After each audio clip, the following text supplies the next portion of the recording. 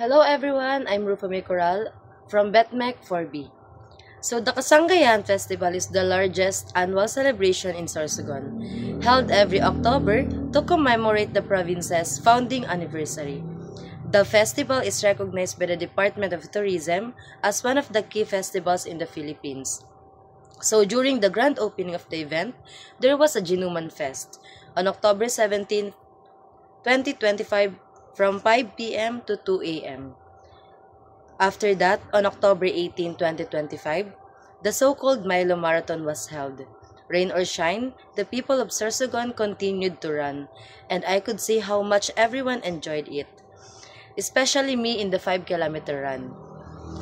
With every run, I feel how happy I am and how I forget about my problems for a moment. That's all. Thank you for watching. Bye-bye.